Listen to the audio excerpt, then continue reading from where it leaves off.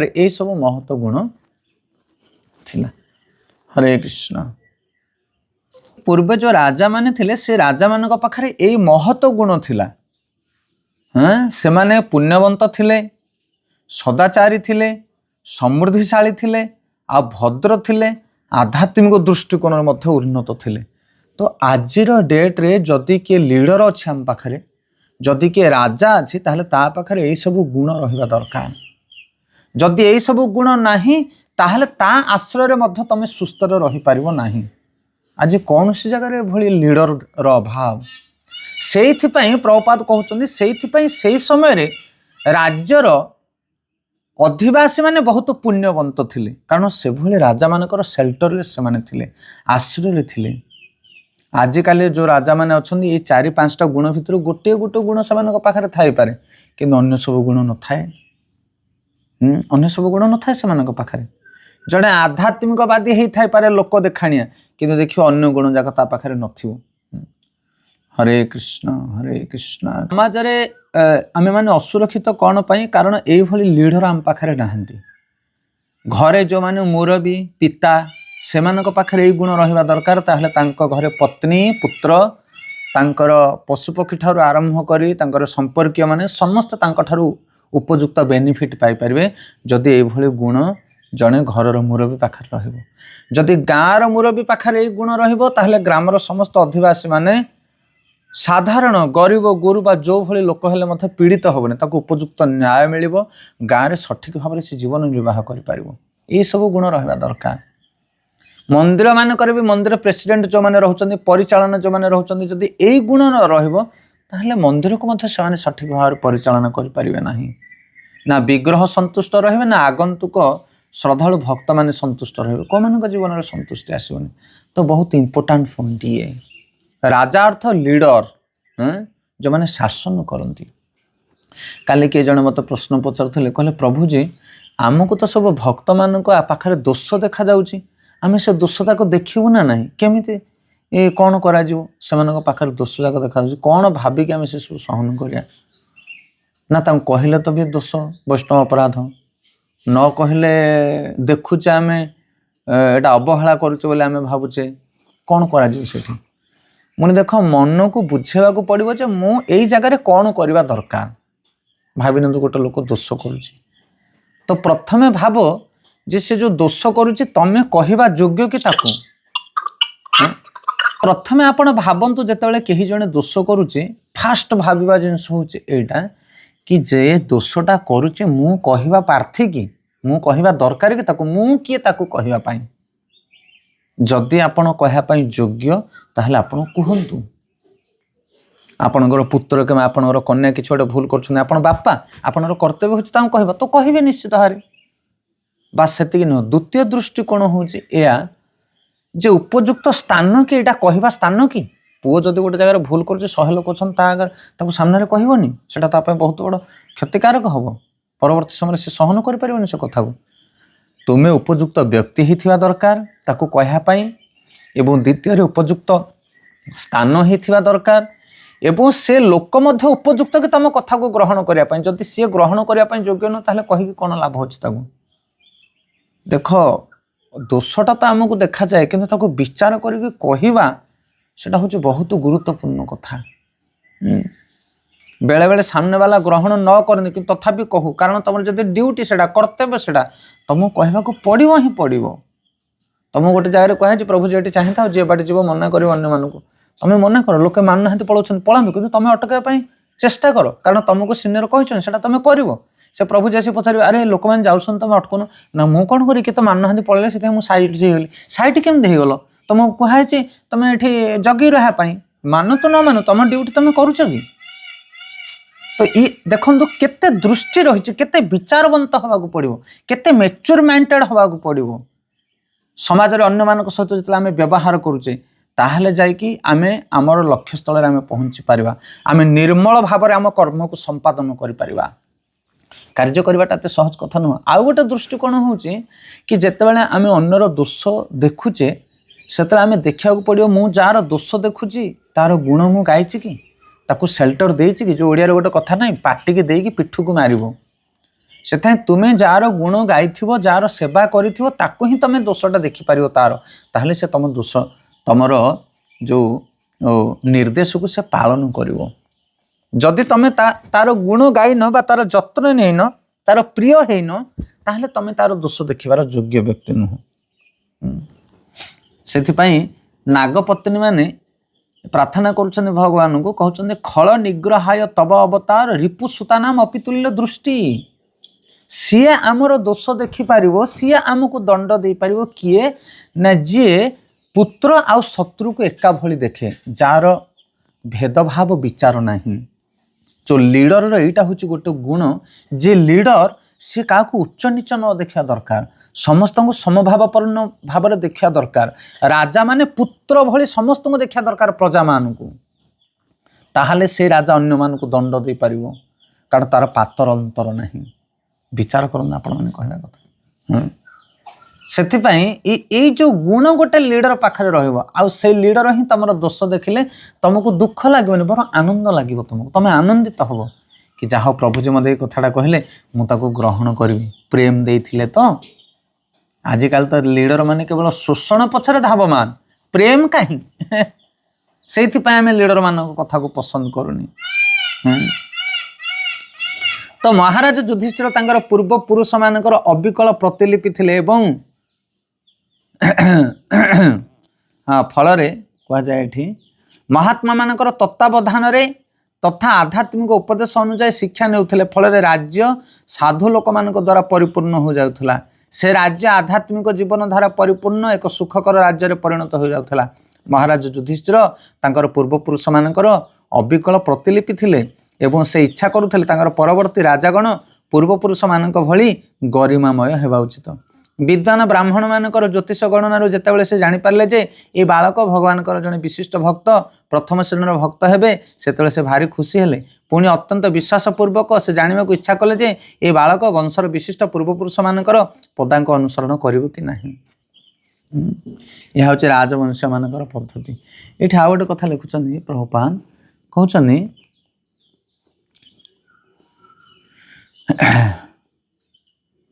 ମହାରାଜ ଯୁଧିଷ୍ଠିର ତାଙ୍କର ପୂର୍ବ ରାଜା ମାନଙ୍କର ଅବିକଳ ପ୍ରତିଲିପି ଥିଲେ। ମାନେ ଯୁଧିଷ୍ଠିର ମହାରାଜଙ୍କର ବଂଶରେ ଯେଉଁ ପୂର୍ବ ରାଜା ମାନେ ଥିଲେ ତାଙ୍କର ଗୁଣକୁ ସେ ଧାରଣ କରିଥିଲେ। ସେଥିପାଇଁ ସିଏ ବି ଚାହୁଁଥିଲେ କି ସେଇଭଳି ଗୁଣ ଧାରଣ କରିଥିବା ରାଜା ମାନେ ଆଗକୁ ଆସନ୍ତୁ। ଏ ମୋର ଇମ୍ପୋର୍ଟାଣ୍ଟ ପଏଣ୍ଟ। ଆଜି ଇସ୍କନ ସୋସାଇଟିରେ ଆମେ ପ୍ରଭୁପାଦ କି ଜୟ କରୁଛେ। ପ୍ରଭୁପାଦଙ୍କର ଯେଉଁ ଗୁଣ, ସେଇ ଗୁଣ ତାଙ୍କ ଶିଷ୍ୟମାନଙ୍କ ପାଖରେ ଅଛି। ସେଇଥିପାଇଁ ତାଙ୍କର ଶିଷ୍ୟମାନେ ଚାହୁଁଛନ୍ତି ଆମର ଶିଷ୍ୟମାନେ ମଧ୍ୟ ସେଇ ଗୁଣକୁ ଧାରଣ କରନ୍ତୁ। ଆଉ ଯେଉଁ ଗୁରୁଙ୍କ ପାଖରେ ତାଙ୍କ ଗୁରୁଙ୍କର ଗୁଣ ନାହିଁ, ସିଏ ତାଙ୍କ ଶିଷ୍ୟମାନଙ୍କୁ ସେଇ ଗୁଣ କେମିତି ପ୍ରଦାନ କରିପାରିବ? ସେ କେମିତି ଚାହିଁପାରିବ କି ମୋର ଶିଷ୍ୟମାନେ ସେମିତି ହୁଅନ୍ତୁ? ସେଥିପାଇଁ ଜଣେ ଯୋଗ୍ୟ ଶିଷ୍ୟ ତିଆରି କରିବା ପାଇଁ ହେଲେ ପ୍ରଥମେ ତମେ ଜଣେ ଯୋଗ୍ୟ ଶିଷ୍ୟ ହେବାକୁ ପଡ଼ିବ। ତମେ ଜଣେ ଯୋଗ୍ୟ ଗୁରୁ ହେବାକୁ ପଡ଼ିବ, ବା ତମେ ଜଣେ ଯୋଗ୍ୟ ଶିଷ୍ୟ। ତମ ଗୁରୁଙ୍କୁ ଯଦି ତମେ ସଠିକ ଭାବରେ ଫଲୋ କରିବ, ତାହେଲେ ତୁମକୁ ମଧ୍ୟ ଲୋକମାନେ ଫଲୋ କରିବେ। ପ୍ରଭୁପାଦ ଯାଇକି ଆମେରିକାରେ ପ୍ରଚାର କରିଦେଲେ ସଫଳ ପ୍ରଚାରକ ଭାବରେ, କିନ୍ତୁ ଆମେ ଆମ ଗାଁରେ ପ୍ରଚାର କରିପାରୁନି, ଆମ ସହରରେ ଆମେ ପ୍ରଚାର କରିପାରୁନି। କାହିଁକି? କାରଣ ତାଙ୍କର ଯେଉଁ କପି ଡୁପ୍ଲିକେଟ ଆମକୁ ହେବାକୁ ପଡ଼ିବ। ଆଜିକାଲି ସେଣ୍ଟର ମାନେ ସବୁ ରହିଛି, ସେଣ୍ଟର ମାନଙ୍କରେ ଯଦି ଅଭକ୍ତ କୁଆଡ଼ୁ ପଳେଇ ଆସିଲେ ବାହାର ଲୋକମାନେ, ତାହେଲେ ଆମେ ତାଙ୍କୁ ଇର୍ଷା କରୁଛୁ, ହେ ଏମାନେ କୁଆଡ଼େ ଆସିଲେ, ଏମାନେ ତ ଭକ୍ତ ନୁହନ୍ତି, ଏମାନେ କ'ଣ ପଳେଇ ଆସିଲେ ସେଣ୍ଟର ଭିତରୁ? ସବୁ ଖାଇବା ବେଳକୁ ପଳେଇ ଆସୁଛନ୍ତି ଲୋକମାନେ। କିନ୍ତୁ ପ୍ରଭୁପାଦ ସେତେବେଳେ ଯେଉଁ ସେଣ୍ଟର କରିଥିଲେ, ତାଙ୍କ ସେଣ୍ଟରକୁ କେତେଜଣ ଭକ୍ତ ଯାଉଥିଲେ? ସବୁ ଅଭକ୍ତ ମାନେ ହିଁ ଯାଉଥିଲେ, ଆଉ ସବୁ ଖାଇବା ସମୟରେ ହିଁ ଯାଉଥିଲେ। ଦେଖନ୍ତୁ, ତ ସେଥିପାଇଁ ଆମକୁ ପ୍ଲାନ୍ କରିବାକୁ ପଡ଼ିବ କି ଯେଉଁ ପବ୍ଲିକ ଲୋକମାନେ ଆସୁଛନ୍ତି ଆମ ସେଣ୍ଟରକୁ ଖାଇବା ସମୟରେ, ସେମାନଙ୍କୁ ଆମେ କେମିତି ଖାଇବାକୁ ଦବା ସହିତ ତାଙ୍କୁ ଆଧ୍ୟାତ୍ମିକ ପ୍ରଗତି କରେଇବା। ଶିଲ ପ୍ରଭୁପାଦ ସେ ଜିନିଷଟା କରୁଥିଲେ। ବୁଦ୍ଧି ଲଗାଇବାକୁ ପଡ଼ିବ। ଶିଲ ପ୍ରଭୁପାଦଙ୍କର ପୁସ୍ତକ ଆମେ ଖାଲି ପଢ଼ୁଛେ, କିନ୍ତୁ ଆମେ ତା ଭିତରୁ ଗ୍ରହଣ କିଛି କରିପାରୁନି। ପ୍ରଭୁପାଦ ଖୋଜୁଥିଲେ ନୂଆ ଲୋକ କେମିତି ଆସିବେ ଆମ ସେଣ୍ଟରକୁ ଅଧିକ, କିନ୍ତୁ ଆମେ ନୂଆ ଲୋକ ଆସିଲେ ବିରକ୍ତ ହେଇଯାଉଛେ। କୁଆଡ଼ୁ କେତେ ଲୋକ ଆସୁଛନ୍ତି? ସେଣ୍ଟର କ'ଣ ପାଇଁ କରୁଛ? ଆମ ନିଜର ଖାଲି ଖାଇ ପିଇକି ଆମେ ଏଠି ମଜାମସ୍ତି କରିବା, ଏଇଥିପାଇଁ ଫିଷ୍ଟ କରିବା ପାଇଁ ସେଣ୍ଟର ନା। ସେଥିପାଇଁ ଆମେ ଯଦି ଆମ ଗୁରୁବର୍ଗମାନଙ୍କୁ କପି କରିବା, ताहले आम तले जो भक्त मैंने आसे से से गुण को धारण करेंगे। तो युधिष्ठिर महाराज तांकर पूर्व राजा मान भली गुणवान थिले। से आम सब आम गुरुवर्ग को देखा दरकार से कौन गुण थिला ए भली परिप्रेक्षी रे आमर गुरुवर्ग माने कौन करथिले आमे भी सेटा करबा। धनर अभाव रही टेम्पुल धन कौटू आस प्रभुपाद केमती कलेक्शन करुले आमर इस्कन सन्यासी मैंने केमती कलेक्शन करें से फर्मुला अप्लाई करिया पड़ो। भक्त अधिक हेले केमती मैनेज करा जाई परिवो। आमर मुंबई गोपीनाथ मंदिर आम शिक्षा ग्रहण करुचु। गोपीनाथ मंदिर गोटे गोटे प्रोग्राम 5000 6000 7000 लोक आसती प्रसाद पाइबापी पार्टिसिपेट करने प्रोग्राम आउ जगाटा बहुत छोट एड़िकी टिके छोट जगार एत लोक माने विचार बाहर आपड़ केमी कंट्रोल करेंगे बुझीपारे एत गुड़िया लोक आसते 3-4 हजार लोक किंतु गोटे लोक किए किए भी गोटे लोक क्या भी पचार प्रभु जी आप कौट आसन क्या अंडर आप भक्ति कर काउनसिलर किए बोले से फटाफट कहदेव से जो प्रभु जी अच्छा कि से जो गृहस्थ भक्त अच्छा कहार ना कहार गोटे भक्तर कनेक्शन सी आसो कहवा मीन्स हूँ कहवा कथा हूँ आम मंदिर भितर को कहीं जड़े व्यक्ति जिते आसती माड देते आम से व्यक्ति सहित सुसंपर्क रखा ताकू कह काउनसिलर सिस्टम। जेकोसी व्यक्ति आमर गुरु महाराज कहते जदि तुम मंदिर को किए जड़े व्यक्ति आसते से अतिथि अतिथि देव भव किए भी आसन से भगवान बंधु से आसुच्च माने प्रकृत सम्मान दब खाइबा पीवा रहिबा आसीबा जीवा सब कथा बुझिबो किए भी होचे हो हे नुआ लोकटिए जदि आसिला ताको जदि आदर पूर्वक तुम सम्मान दौच ता दुख सुख कथा बुझुच ताहले से लोकटे आउ थरे आसीबो। पैसार कमी ना लोक पाखे देवे बहुत सेवा करेंगे किंतु तुम वेल कैंडिडेट हवा दरकार लीडर गुण तुम पाखे ठीक था दरकार। गोटे बढ़िया चुटकुला मोर मन पड़े विषय। तो थरे जड़े भक्त आ जड़े भक्त को मिशुं प्रचारक 2 जन जाक जड़े पचार कहते अच्छा गोटे लोक को तुम जो मिशुच से सहित केमिति व्यवहार करने दरकार कौन ताठू तुम माने नोट करने दरकार। जड़े कहूँ जितेबाला आम गोटे नुआ लोक सहित मिशुचे गोटे 5 मिनिट कथा हो जाणीदवा दरकार तार इनकम केते तार फैमिली बैकग्राउंड कौन तार ट्राक्टर्स कौन कौन करुच्ची चाकरी करुच्ची बेपार करुच्ची तार डिटेल तुम नहीं जा दरकार मान तार बुझीपार ना कह कथा तार वैभव विषय तार इनकम विषय ताहले आम ताठू उपयुक्त कलेक्शन करिपारिबा। देख मुंड कौन आउ जड़े भक्त कहूँ ना ना ना गोटे लोकटा को जो आम मिशुचे से तार हृदयर पीड़ा को आम प्रथम माप करिया दरकार से कौन पेन नौ कौन कष्ट अच्छी ता जीवन में कमी कौन अच्छी ता लाइफ रे जदि यही जिनसा को तुम नोट करदेल ताहले वेल ट्रिटमेंट कर तुम विचार कर। तो आम कौ मेंटालिटी डिभूटी आम कौ मेंटालिटी प्रचारक गोटे लोक जो आसूचे आम पाख आम तार कौन टाक ग्रहण करने चेष्टा करुचे कौ जिनसा को देखापी तुम चेष्टा करुच गोटे लोकर तार खानदानी कौन केते टंका रोजगार करुच्चे सैलरी कौन पाचे आम मंदिर केते डोनेशन दब सेटा आम देखुचे ना आम देखा लोकटार असुविधा कौन ताको आम कौ दृष्टि हेल्प करवा कारण जहाँ जीवन में असुविधा तुम हेल्प कल ना से पूरा तुम हो। हाँ से वरिष्ठ वरिष्ठ मैंने कहते कार धन को झिकनी का पकेट को झिकले किए छाड़ कि का संबल को देखनी ता हाथटा को धरिकी झिक मीन्स ताकू हेल्प कर पूरा व्यक्तिटा तुम पाख पलि आसो काय मन वाक्य अर्थ से तुमको साहाय्य कर ता धन भी तुम आ सी भी तुम यही टेक्निक कहीं शिल प्रभुपाद सेवा करके अन्य मानक किणी दौले। हाँ अन्य मानक किणी दौले से जी भी आसूला मंदिर को जी भी आसूला प्रभुपाद को मिसापी सहित एथे निश्चल व्यवहार करुले प्रभुपाद ता हृदय को किणी दौले से जीवन थे जाक प्रभुपाद को भूली पार नुले। तो से भाई हवा दरकार जो लीडर गुण ताहले जाके आम उपयुक्त भाव में प्रचार करिपरिबा आ जगत रे आम भली व्यक्तित्व को आम सृष्टि करई परिबा आमर जेमिति व्यवहार हो सेमिति लोकंगर। तो ये कह जाउछि युधिष्ठिर महाराज तांको पूर्वपुरुष मानकर अविकल प्रतिलिपि थिले। ये बहुत इंपोर्टेंट पॉइंट से आम केवल प्रभुपाद की जय कहले हम प्रभुपाद गुण तांकर जो प्रणाली को आम जीवन में आम ग्रहण करिया पड़ो। गोटे छात तले समग्र विश्व को आम आश्रय दे पारिबा। प्रभुपाद कहते हैं हूँ इस्कन କିନ୍ତୁ ଆଜି ଗୋଟେ ଗୋଟେ ଜାଗାରେ 10-10ଟା ସେଣ୍ଟର ଖୋଲା ହେଲାଣି। ଏହା ହେଉଛି ରାଜବଂଶମାନଙ୍କର ପଦ୍ଧତି। ଶାସକ ବା ରାଜା ଜଣେ ପୁଣ୍ୟାତ୍ମା ବୀର ଭକ୍ତ ହେବା ଉଚିତ ଏବଂ ତତ୍ସଙ୍ଗେ ସଙ୍ଗେ ସେ ଦୁରାଚାରୀ ଅଧର୍ମୀ ମାନଙ୍କର ନିମିତ୍ତ ଭୟର ଅବତାର ହେବା ଉଚିତ। ସେ ମଧ୍ୟ ସରଳ ନିରୀହ ପ୍ରଜାମାନଙ୍କୁ ଶାସନ କରିବା ନିମିତ୍ତ ତାଙ୍କ ଭଳି ଏକ ଉପଯୁକ୍ତ ଯୋଗ୍ୟତା ସମ୍ପନ୍ନ ବଂଶଧର ରଖିଯିବା ଉଚିତ। ତ ଯୁଧିଷ୍ଠିର ମହାରାଜ ଭାବୁଥିଲେ କି ଯେମିତି ମୋର ଗୁଣ ରହିଛି, ମୋର ପୂର୍ବ ରାଜାମାନଙ୍କର ଯେମିତି ଗୁଣ ରହିଛି, ଏ ଯେଉଁ ପରୀକ୍ଷିତ ଆସୁଛି ୟାଙ୍କ ପାଖରେ ସେଭଳି ଗୁଣ ରହିବା ଦରକାର। ଯୁଧିଷ୍ଠିର ମହାରାଜଙ୍କର ଡିଜାୟାର, ଯୁଧିଷ୍ଠିର ମହାରାଜଙ୍କର ଇଚ୍ଛା ଥିଲା ଏହା, ତାଙ୍କ ଲକ୍ଷ୍ୟ ଥିଲା ଏହା କି ହସ୍ତିନାପୁର ରାଜଗାଦିରେ ମୁଁ ସେଭଳି ଗୋଟେ ଯୋଗ୍ୟ ବ୍ୟକ୍ତିକୁ ବସେଇବି। ଏଇଟା ଆମ ଜୀବନର ଲକ୍ଷ୍ୟ ରହିବା ଦରକାର। ଯେଉଁମାନେ ଲିଡର, ସେଭଳି ଲିଡର କ୍ରିଏଟ୍ କରିବା ଦରକାର ସେମାନେ। ଆଜିକାଲି ଗଣତାନ୍ତ୍ରିକ ଶାସନ ବ୍ୟବସ୍ଥାର ଲୋକମାନେ ଶୂଦ୍ର ସ୍ତରକୁ ଖସି ଆସିଛନ୍ତି କିମ୍ବା ଆହୁରି ଅଧିକ ପତନ ସେମାନଙ୍କର ଘଟିଛି ଏବଂ ସରକାର ବା ଶାସନ କାର୍ଯ୍ୟ ଲୋକ ପ୍ରତିନିଧି ମାନଙ୍କ ଦ୍ୱାରା ଚାଲିଛି, ଯେଉଁମାନେ କି ଧର୍ମ ଶାସ୍ତ୍ରୋକ୍ତ ଅନୁଶାସନ ପଦ୍ଧତି କ'ଣ ଜାଣନ୍ତି ନାହିଁ ବା ସେଇ ବିଷୟରେ ଅଜ୍ଞ ଅଟନ୍ତି। ତ ଏଠି ପ୍ରଭୁପାଦ ଲେଖୁଛନ୍ତି କି ଆଜିକାଲି ଯେଉଁ କ୍ଷତ୍ରିୟମାନେ ଅଛନ୍ତି, ଯେଉଁମାନେ ଶାସନ କରୁଛନ୍ତି, ସେମାନେ ଶୂଦ୍ର ଠାରୁ ମଧ୍ୟ ନୀଚ। ବ୍ରାହ୍ମଣ, କ୍ଷତ୍ରିୟ, ବୈଶ୍ୟ, ଶୂଦ୍ର ଠାରୁ ମଧ୍ୟ ନୀଚ ଗୁଣ।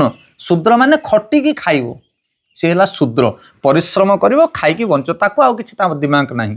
କିନ୍ତୁ ଆଜିକାଲି ଯେଉଁ ରାଜନେତା ମାନେ ଅଛନ୍ତି ସେମାନେ କହୁଛନ୍ତି ଆମେ ଖଟିବୁନୁ ଖାଇବୁ, ମାନେ ବୁଝିପାରୁଛ ତ, ଠକିକି ଖାଇବୁ, ମାନେ ସେଟା ହେଉଛି ଶୂଦ୍ର ମେଣ୍ଟାଲିଟି ଠାରୁ ମଧ୍ୟ ଆହୁରି ନୀଚ। ଲୋକ କହନ୍ତିନି ଆରେ ମୁଁ ତ ଚୋରି କରୁନି, ମାଗିକି ଖାଉଛି।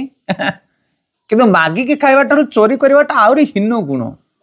ତ ସେଥିପାଇଁ ଆଜିକାଲି ରାଜବର୍ଗ ଯେଉଁମାନେ ଅଛନ୍ତି, ଶାସନ କଳରେ ଯେଉଁମାନେ ବସନ୍ତି, ସେମାନେ ଶୂଦ୍ର ଠାରୁ ମଧ୍ୟ ହୀନ ହେଇଯାଇଛନ୍ତି, ତାଠାରୁ ପତନ ହେଇଯାଇଛନ୍ତି।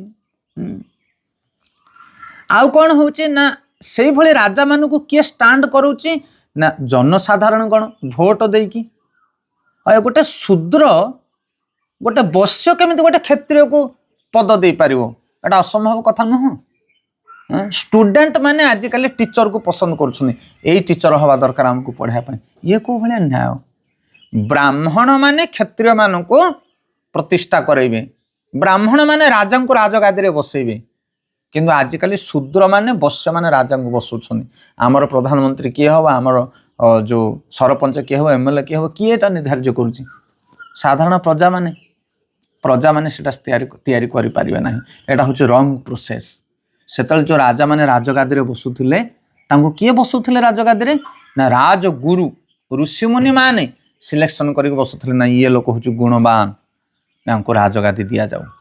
ଯେତେବେଳେ ଦଶରଥ ମହାରାଜ ଚିନ୍ତା କରୁଛନ୍ତି ଅଯୋଧ୍ୟାର ନରପତି ବାଛିବା ପାଇଁ, କାରଣ ଦଶରଥ ମହାରାଜଙ୍କର ଯେତେବେଳେ ଚତୁର୍ଥ ଅବସ୍ଥା ବା ଆସୁଛି, ତାଙ୍କର ଯେଉଁ ବାନପ୍ରସ୍ଥ ସମୟ ଆସୁଛି, ତୃତୀୟ ଅବସ୍ଥା, ସେତେବେଳେ ସେ ଚାହୁଁଛନ୍ତି ମୁଁ ଆଉ ରାଜ୍ୟଭାର ନେବି ନାହିଁ। ଆଉ ସେତେବେଳେ ସେ ଯାଇକି ଗୁରୁଙ୍କ ପାଖରେ ପହଞ୍ଚୁଛନ୍ତି, ହେ ଗୁରୁ ମହାରାଜ, ମୁଁ ଭାବୁଛି ରାମଚନ୍ଦ୍ରଙ୍କୁ ରାଜ ଅଭିଷେକ କରେଇବା, କାରଣ ମୋର ବୟସ ଆସିଗଲାଣି। ତାପରେ ଗୁରୁ ପରମିଶନ ଦେଉଛନ୍ତି, ହଁ ରାମ ସର୍ବଗୁଣ ସମ୍ପନ୍ନ, ତାକୁ ତୁମେ ରାଜ୍ୟ ଅଧିକାର ଦେଇପାରିବ। ତ ଏଇଭଳି ଭାବରେ କ'ଣ ହେଉଛି ନା ଯେହେତୁ ସେମାନେ ବିଷୟରେ ଅନଭିଜ୍ଞ, ଋଷିମୁନି ମାନେ ଜାଣନ୍ତି ଜଣେ ରାଜାର କ'ଣ କର୍ତ୍ତବ୍ୟ, କ'ଣ ଗୁଣ ରହିବା ଦରକାର, କିନ୍ତୁ ସାଧାରଣ ପ୍ରଜାମାନେ, ସାଧାରଣ ଶୂଦ୍ର ବୈଶ୍ୟ ଲୋକମାନେ, ସେମାନେ କେମିତି ରାଜାଙ୍କୁ ପସନ୍ଦ କରିପାରିବେ, ରାଜାର କ'ଣ ଗୁଣ ସେମାନେ କେମିତି ଜାଣିପାରିବେ? ସେଇଥିପାଇଁ କ'ଣ ହେଉଛି ନା ଆଜିକାଲି ରାଜାମାନେ ସବୁ ଅଳ୍ପ ବୁଦ୍ଧି ସମ୍ପନ୍ନ ବା କୁକର୍ମରତ ହେଇଯାଉଛନ୍ତି। ଏହିପରି ଭାବରେ ସମଗ୍ର ବାୟୁମଣ୍ଡଳ କାମନା, ଈର୍ଷା, ହିଂସା, ଦ୍ୱେଷ ଆଦି ଶୂଦ୍ର ଉଚିତ ଗୁଣ ଦ୍ୱାରା ବିଷାକ୍ତ ହୋଇଯାଇଅଛି। ଏ ପ୍ରକାର ଶାସକମାନେ ପ୍ରତିଦିନ ନିଜ ନିଜ ମଧ୍ୟରେ କଳି କରୁଛନ୍ତି।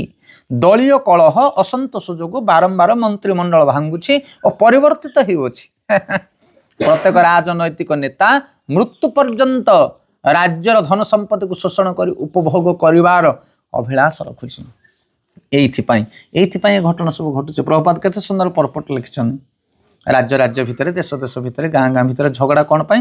କାରଣ ଲିଡର ଠିକ ନାହାନ୍ତି, ଲିଡରର ବହୁତ ଅଭାବ। ଆଉ ଲିଡର ମାନଙ୍କର ସଦୁଗୁଣ ନାହିଁ ଏବଂ ଲିଡର ମାନଙ୍କୁ ତିଆରି କରୁଛନ୍ତି ସାଧାରଣ ନାଗରିକ। କେତେ ରଙ୍ଗ ପ୍ରୋସେସ। ସେଥିପାଇଁ ଆମେ ଯଦି ଶାସ୍ତ୍ରକୁ ଅଧ୍ୟୟନ କରିବା ତାହେଲେ ଆମେ ବୁଝିପାରିବା, ଜାଣିପାରିବା। ଯଦି କୌଣସି ଗୋଟେ ଜାଗାରେ ମନ୍ଦିର ଅଛି, ମଠ ଅଛି, ତାହେଲେ ଯେଉଁ ଉଚ୍ଚ ଅଧିକାରୀ ଅଛନ୍ତି ସେମାନେ ଯାହାକୁ ସ୍ଥିର କରିବେ ସେମାନେ ଅଧିକାରୀ ଭାବରେ କାର୍ଯ୍ୟରତ ରହିବେ। ତାହେଲେ ଯାଇକି ଆମର ମନ୍ଦିର ହଉ ଗାଁ ହଉ ମଠ ହଉ ସବୁ ଠିକ୍ ଠାକ୍ ଚାଲିବ। କିନ୍ତୁ ଏବେ ତ ଯିଏ ଚାହୁଁଛନ୍ତି ନିଜେ ଲିଡର ହେଇକି ବସୁଛନ୍ତି। ତମକୁ କିଏ ଅଧିକାର ଦେଇଛି ଲିଡର ପାଇଁ? କିଏ ସିଲେକ୍ସନ କରୁଛି ତମକୁ? ଭୋଟ ଦେଇକି ସିଲେକ୍ସନ କରାଯିବ କି? ନା। ସେଥିପାଇଁ ଆମର ଯୋଉ ଉଚ୍ଚ ଅଧିକାରୀ ଗୁରୁ କହିବେ କୋଉ ଶିଷ୍ୟ ମଠାଧୀଶ ହବ, ଗୁରୁ ଜାଣନ୍ତି। ଏଇଟା ବହୁତ ଅଭାବ ରହିଛି। ଆଉ ଯାହାଫଳରେ ସେଇଭଳି ରାଜାମାନେ ଯେତେବେଳେ ରାଜନେତା ଭାବରେ ବସିଯାଆନ୍ତି ସେମାନେ କ'ଣ କରନ୍ତି? ମୃତ୍ୟୁ ପର୍ଯ୍ୟନ୍ତ ଶୋଷଣ କରନ୍ତି। କେତେ କ୍ଲିଅର କଟ୍ ଜିନିଷ। ଯଦି ଗୁଣ ଠିକ୍ ନଥିବ ରାଜାର ତାହେଲେ ସେ ରାଜଗାଦିରେ ବସିଲେ କେବଳ ଶୋଷଣ କରିବ। ଆଉ ଚାଲିଛି ପର୍ଯ୍ୟାପ୍ତ ମାତ୍ରାରେ ଏବେ ସବୁ ସ୍ଥାନରେ। ଯେ ପର୍ଯ୍ୟନ୍ତ ବାଧ୍ୟ ନ ହୋଇଛନ୍ତି ସେ ପର୍ଯ୍ୟନ୍ତ, ଯେ ପର୍ଯ୍ୟନ୍ତ ବାଧ୍ୟ ନ ହୋଇଛନ୍ତି ସେ ପର୍ଯ୍ୟନ୍ତ ରାଜନୈତିକ ଜୀବନ ତ୍ୟାଗ କରିବାକୁ କେହି ଇଚ୍ଛା କରୁନାହାନ୍ତି। ଏ ପ୍ରକାର ନିମ୍ନ ସ୍ତରର ଲୋକମାନେ କିପରି ସୁଶାସନ କରିବେ, କିପରି ଜନସାଧାରଣଙ୍କର ମଙ୍ଗଳ କରିବେ। ଆଜିକାଲି କିଏ ଜଣେ ଯଦି ଲିଡର ହେଇଗଲା ତାକୁ ଆଉ ଲିଡର ପୋଜିସନରୁ ତମେ ଉଠେଇ ପାରିବନି। ସିଏ ପୁରା ଚକା ମାଡ଼ିକି ବସୁଛି। ଆରେ ତୃତୀୟ ଅବସ୍ଥା ଆସିଲା ମାନେ ଭଜନ କରିବା ଦରକାର, ହରିନାମ କରିବା ଦରକାର, ଭକ୍ତି ଆଚରଣ କରିବା ଦରକାର। କିନ୍ତୁ ଲୋକେ ବର୍ତ୍ତମାନ ଲିଡରସିପ ଜାଗାକୁ ଛାଡୁନାହାନ୍ତି। କି ନିନ୍ଦନୀୟ, କେତେ ଘୃଣ୍ୟ କଥା ଇଏ। ଲୋକଙ୍କୁ ଭଜନ କରିବା ପାଇଁ ସମୟ ପାଉନି। ଲିଡର ବହୁତ ଡେଞ୍ଜର ପୋଜିସନ। ଲିଡର କେବେ ହେଲେ ଜଣେ ବାନପ୍ରସ୍ଥୀ ସନ୍ନ୍ୟାସୀ ଲୋକ ଗ୍ରହଣ କରିବା କଥା ନୁହଁ। ଗୃହସ୍ଥମାନଙ୍କୁ ସବୁବେଳେ ଲିଡର ଦେବା ଦରକାର। ଲିଡରସିପ ସେମାନେ ହେଉଛନ୍ତି ପରିଚାଳନାର ଦାୟିତ୍ୱ ନେବେ ସେମାନେ। କିନ୍ତୁ ଯେତେବେଳେ ଗୃହସ୍ଥ ଜୀବନରୁ ତମର ବୟସ ବଢିଗଲା, 50 ଜମ୍ପ କଲା, 60 ହେଲା, ଆଉ ତମେ ସେଥିରେ ଅଂଶଗ୍ରହଣ କରିବା କଥା ନୁହେଁ। ଟୋଟାଲ ସିଧାସଳଖ କଥା। ତମକୁ ଦେଲେ ମଧ୍ୟ ତମେ ଗ୍ରହଣ କରିବା କଥା ନୁହଁ ଲିଡର ପୋଜିସନ। ନାଇଁ ଭାଇ ଦରକାର ନାହିଁ ମତେ, ମୋର ଭଜନ ଠିକ ଅଛି, ମୁଁ ଠିକ ଅଛି, ବେଳ ଗଡିଗଲାଣି, ଆଉ ବିପି ବଢିଆ ଦରକାର ନାହିଁ। କିନ୍ତୁ ଏବେ ତ ଲୋକେ ଲିଡର ପୋଜିସନ ଛାଡୁନାହାନ୍ତି। ଶିଳ ପ୍ରଭୁପାଦ ଆଗରୁ ଲେଖିଦେଇଛନ୍ତି ସବୁ ଏ କଥା। ଏ ପ୍ରକାର ନିମ୍ନ ସ୍ତରର ଲୋକମାନେ କିପରି ସୁଶାସନ କରିବେ, କିପରି ଜନସାଧାରଣଙ୍କର ମଙ୍ଗଳ କରିବେ? ଏମାନଙ୍କର ଶାସନର ପରିଣତି ହେଉଛି ଅବୈଧ ବ୍ୟବହାର, ଅସଦାଚାର, କଳହ ବା ଦ୍ୱନ୍ଦ୍ୱ ଏବଂ ଠକାମି। ପୁରା ପାମ୍ପଲେଟ ମାରିଦେବା କଥା ଏଇ ୱାର୍ଡ ଯାକ ପ୍ରଭୁପାଦଙ୍କର। ଅବୈଧ ବ୍ୟବହାର, ଯୋଉଟା ବିଧି ନୁହଁ ସେଭଳି ବ୍ୟବହାର ଏମାନେ କରିବେ ସମସ୍ତଙ୍କ ସହିତ, ନିଜ ପରିବାର ସହିତ, ବନ୍ଧୁବାନ୍ଧବ ସହିତ, ବଂଶମାନଙ୍କ ସହିତ। ଆମେ ବହୁତ କମ୍ପ୍ଲେନ୍ ଶୁଣୁଛୁ, ବହୁତ କମ୍ପ୍ଲେନ୍। ବାହାର ଲୋକମାନଙ୍କ କଥା ଛାଡ଼ା ଆଧ୍ୟାତ୍ମିକ ମାର୍ଗରେ ଯାଉଥିବା ଲୋକମାନଙ୍କ ଉପରେ ମଧ୍ୟ କମ୍ପ୍ଲେନ୍ ଆସୁଛି। ସେଇ ଗାଁରେ ଗୋଟେ ଭକ୍ତ ଥିଲା, ତାଙ୍କ ଗାଁରେ ଏମିତି ଏମିତି ହେଲା, ଗାଁ ଲୋକ ତାକୁ ସବୁ ବାଛନ୍ଦ କଲେ, ଗାଁ ଲୋକ ଝଗଡ଼ା କଲେ, ଏମିତି ଜଣେ ଥିଲା, ଏମିତି କଲେ। ଏସବୁ କ'ଣ ପାଇଁ ଶୁଭା ଯାଉଛି? କାରଣ ଅବୈଧ କାର୍ଯ୍ୟ ଆମେ ମାନେ କରୁଛେ। ବିଧି କ'ଣ? ଚୈତନ୍ୟ ମହାପ୍ରଭୁ କହିଲେ ଅନ୍ତରରେ ନିଷ୍ଠା କର, ବାହ୍ୟ ଲୋକ ବ୍ୟବହାର, ଅଚିରାତେ କୃଷ୍ଣ ତମାର କରିବେ ଉଦ୍ଧାର। ଅନ୍ତରରେ ନିଷ୍ଠା କର। ଯଦି ତମେ କହୁଛ ମୁଁ ଡିଭୋଟି ହେଇଗଲି, ମୁଁ ଗୁରୁ ଗ୍ରହଣ କଲି, ମୁଁ କାହା ଘରେ ଖାଇବିନି, କୋଉ ମନ୍ଦିରକୁ ଯିବିନି, କୋଉ ପୂଜା ପାଠରେ ସାମିଲ ହେବିନି, କାହାର ମୃତ୍ୟୁ ଘରକୁ ଯିବିନି, ଏଇ ଯାକ ବଡ଼ ଟାଇଟ୍ କରିକି ଧରୁଛ। 16 ମାଳ ଜପ ଠିକରେ ହଉଛି ତ? ବୁଝିପାରୁଛ ତ କହିବା କଥା? ବ୍ରହ୍ମ ମୁହୂର୍ତ୍ତରେ ଉଠିକି ମଙ୍ଗଳ ଆରତୀଟା ସଠିକ ପ୍ରେଜେଣ୍ଟ ହଉଛି ତ? ଯଦି ଟାଇଟ୍ କରିବାର ଅଛି ସେଇ ନଟକୁ ଟାଇଟ୍ କର। ତାକୁ କୁହାଯାଏ ସାଧନ ଭକ୍ତି। এই ବ୍ୟବହାର ଭକ୍ତି ଦରକାର ନାହିଁ। ଯୋଉ ବାହାର ସମାଜରେ ଆମେ ଚଳୁଛେ, ଏଇଟା କଲେ ଚଳିବ, ନ କଲେ ଚଳିବ। ଗୀତାରେ ବି ଭଗବାନ କହୁଛନ୍ତି ଯେ ଆଧ୍ୟାତ୍ମିକ ପ୍ରଗତି କରିଛି ତାକୁ ଏଇ ଜଗତର କୌଣସି କାର୍ଯ୍ୟ କଲେ ବି ଦୋଷ ନାହିଁ, କି ନ କଲେ ବି ଦୋଷ ନାହିଁ। କେତେ କ୍ଲିଅର କଟ୍ ପୁରା ଆନ୍ସର। ସେଥିପାଇଁ ବାହାରେ ଯେତେ ପ୍ରକାର ନିୟମ ରହିଛି, ଲୋକାଚାର, ବଂଶାଚାର, ଏଇଟାକୁ କଲେ କିଛି ଫରକ ପଡ଼ିବନି, କି ନ କଲେ ମଧ୍ୟ କିଛି ଅସୁବିଧା ହବନି। କିନ୍ତୁ ଯଦି ସାମାଜିକ ରିକ୍ୱାରମେଣ୍ଟ ରହିଛି, ସାମାଜିକ ଦୃଷ୍ଟିକୋଣରୁ ଯଦି କରିବାକୁ ପଡୁଛି, ଗୋଟେ ଗାଁରେ ରହିছে, ଗୋଟେ ସାହିରେ ରହିছে, ଗୋଟେ ବଂଶରେ ରହିছে, ତାହେଲେ କର, କିଛି ଅସୁବିଧା ନାହିଁ ତ। କାରଣ ୟା ସହିତ ଆଧ୍ୟାତ୍ମିକ ଜୀବନର କିଛି ଲିଙ୍କ ହିଁ ନାହିଁ। ବରଂ ଏଭଳି ଭାବରେ ଦୂଷିତ ନିୟମକୁ ଯଦି ବି ତମେ ପାଳନ କରେ ଜଣେ ଭକ୍ତ, ତାହେଲେ ସେ ଭକ୍ତ ସେ ଦୂଷିତଟାକୁ ମଧ୍ୟ ଶୁଦ୍ଧ କରି ପକାଏ। ଏଭଳି ମଧ୍ୟ ଶାସ୍ତ୍ରରେ ଅଛି। ଯେମିତି କାଳୀ ପୂଜା ଜଣେ ଡିଭୋଟି କରିବା କଥା ନୁହଁ, କିନ୍ତୁ ଯଦି କାଳୀ ପୂଜା କରେ କ'ଣ କାଳୀ ଅସନ୍ତୁଷ୍ଟ ହେଇଯିବେ ନା ଶିବ ଅସନ୍ତୁଷ୍ଟ ହେଇଯିବେ? କୁହନ୍ତୁ। ଅସନ୍ତୁଷ୍ଟ ହେବେନି, ବରଂ କାଳୀ ଆହୁରି ପ୍ରସନ୍ନ ହେବେ। ଭଗବାନ ଶିବ ବି ଆହୁରି ଖୁସି ହେବେ ଯେ ମୋର ସେବା କରିକି ମଧ୍ୟ ଆହୁରି ସେ ଦୁର୍ଗାଙ୍କର ସେବା କରୁଛି। ମୁଡ୍ ଦେଖ, ଭାବନା ଦେଖ। ଅସଦାଚାର ଅର୍ଥ ହେଉଛି ଏଇଆ କି ଆମେ ସଠିକ ଜିନିଷଟାକୁ ଶିଖି ପାରିନେ। ଅବୈଧ ବ୍ୟବହାର, ଅବୈଧ ବ୍ୟବହାର ମାନେ ବିଧିପୂର୍ବକ ବ୍ୟବହାର ଠାରୁ ঊର୍ଦ୍ଧ୍ୱକୁ ଆମେ ଚାଲି ଯାଉଛେ। ଅସଦାଚାର, ସଦାଚାର ମାନେ ଯୋଉ ପ୍ରତିଦିନ ଆମର ନିତ୍ୟ ଜୀବନର ଯୋଉ ଚଳଣି ସେଟା ଆମର ଠିକ ଠାକ ରହୁନି। कलह द्वंद्व होची ठकामी होची प्रबल मात्रा रे सब जगह आम देखुचे कलह कली प्रबल मात्रा रे हम सेमाने प्रशासन विभिन्न पद अधिकार करने पूर्व आदर्श शासन संबंध में श्रीमद भागवतम शिक्षा लाभ करने उचित से तुम्हें जड़े जदि शासक तुम्हें जदि जड़े लीडर तुम्हें जड़े जदि प्रेसिडेंट ताहले तुम्हें प्रथमे भागवतम साधु मान शिक्षा ग्रहण करने दरकार गोटे लीडर गुण कौन रहा दरकार गोटे लीडर पोजिशन कौन रहा दरकार तार सदाचार कौन रहा दरकार तार जीवन शैली कौन रहा दरकार तार व्यवहार केमिति रहा दरकार ताहले जाकि तुम सक्सेस लीडरशिप मेंटेन कर एते साधारण कथा नुह तो प्रभुपाद केते बढ़िया बढ़िया इंपोर्टाट पॉइंट लिखुन देख आजिकल पर्याप्त मात्रा रे सब जिन देखुचे देखा जाऊँ तुम्हें जदि जड़े उपयुक्त लीडर हाँपाई चाहूच तुम परिवार हो तुम गाँव हो तुम मठ मंदिर हो तुम राज्य हो ताहले तुमको यही सब गुण को धारण करा पड़ो धर्मवंत न्यायवंत आध्यात्मिक प्रगतिवंत दयावंत ये सब गुण को धारण करा पड़ो नहले अवैध व्यवहार असदाचार कलह द्वंद्व आ ठकामी वृद्धि पाइब तो थे एसेंस लिखुं शिल प्रभुपाद शेष भावार्थर शेष पर्यायर कि आमको श्रीमद भागवतम पाठ करी सेथिरु जो अधिकारी गुण को शिक्षा ग्रहण करने दरकार जड़े अधिकारी कौन गुण रहा दरकार आम गोटे स्वामी घरे स्त्री आमर कथा मान सी कह मुझे आमिष खाइबी तो जड़े भक्त पुरुष कौन करवा दरकार से जगार स्त्री की छाड़ी घर बाहर की पड़ब ना ता सहित आमिष खाइब ना चुली अलग कर ना कौन कर भागवत शिक्षा ग्रहण कर भागवतर जो शुद्ध साधु माने थिले जो वैष्णव माने थिले जहाँकर पत्नी माने तांको कथा शुणु नथिले से माने कौन डिसीजन नहीं एभली अनेक चरित्र को देख आउ से चरित्र तुम चरित्र सहित जोटा मैच होता कर जदि कन्फ्यूज बुझीपार ताहले गुरु को पचार साधु को पचार कि आम घरे प्रॉब्लम भागवतम अनुसार मुझे कौन करवा दरकार आउ साधु माने भी राइट डिसीजन ने शास्त्र पढ़िकी ये शास्त्र एभली भाव में शिक्षा दि जाए तुम अनुसार ये जिनसा तुम कले तुम